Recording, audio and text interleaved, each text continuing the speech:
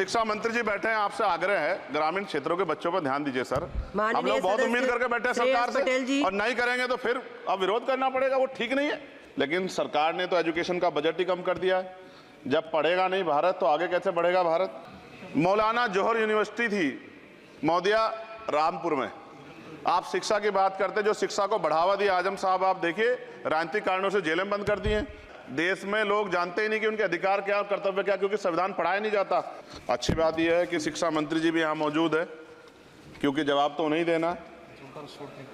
मोदिया शिक्षा का बाजारीकरण रोका जाए, सरकारी शिक्षण संस्थानों में विधिवत उच्च शिक्षा की व्यवस्था की जाए, एक क्लास एक सिलेबस होना चाहिए, समान शिक्षा पॉलिसी लागू होनी चाहिए।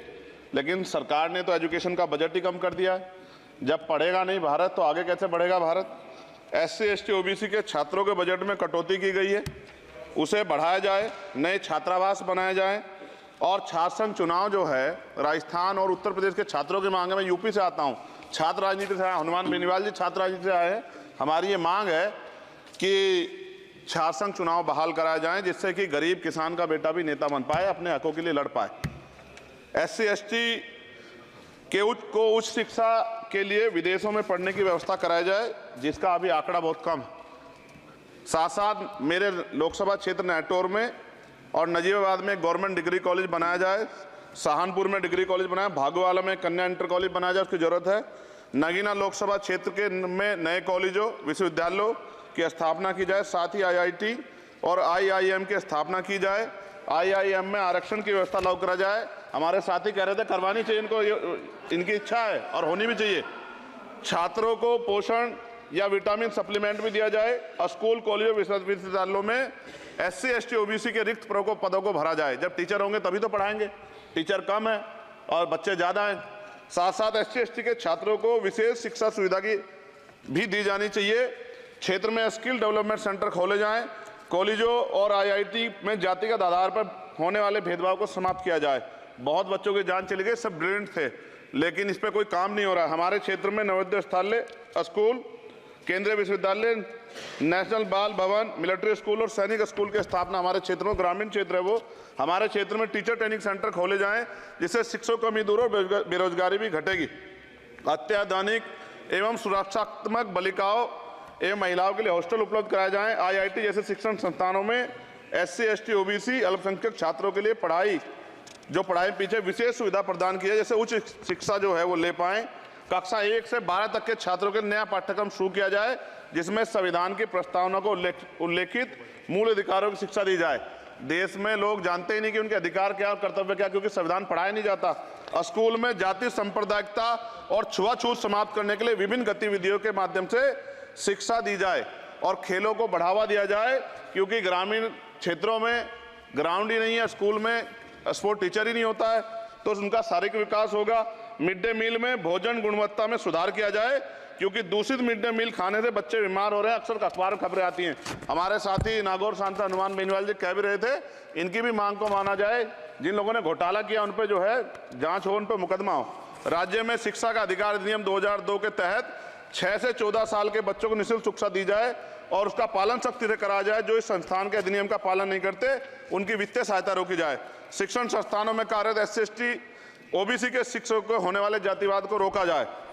बाल छात्राओं और महिलाओं के लिए कौशल विकास केंद्र और खोले जाएं। घुमंती जातियों के बच्चों के लिए मोबाइल स्कूल चलाए जाएं।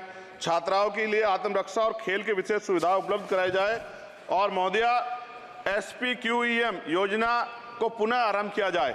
SPQEM शिक्षा की गुणवत्ता सुधार के लिए एक महत्वपूर्ण योजना थी, जिसे अल्पसंख्यक मंत्रालय ने मदरसों में चलाया था। इस योजना के अंतर्गत NIOS के माध्यम से मदरसे में बच्चों को मुफ्त हाई स्कूल व इंटरमीडिएट की पढ़ाई करवाना का प्रावधान था। NIOS जो HRD मंत्रालय के अधीन चलने वाला एक ओपन बोर्ड है, इस योजना के तहत विद्यार्थियों को गुणवत्तापूर्ण शिक्षा प्रदान करता। मैं खत्म कर रहा हूं। मैं एक मनुस्मृति आप शुरू कराना चाहते थे, ये गलत है। हम लोग इसका विरोध करेंगे और कोई इस तरह कदम उठाएगा, ये अच्छा नहीं है। साथ साथ मौलाना जोहर यूनिवर्सिटी थी मोदिया रामपुर में, आप शिक्षा की बात करते, जो शिक्षा को बढ़ावा दिया आजम साहब, आप देखिए राजनीतिक कारणों से जेलें बंद कर दी हैं और किस तरह का उनके साथ में अत्याचार हो रहा है। मैं मांग करता हूं राजनीतिक कारण छोड़ के उस यूनिवर्सिटी को बंद करने का लक्ष्य सरकार का ये गलत है। इस तरह से आप नहीं रोक सकते हैं।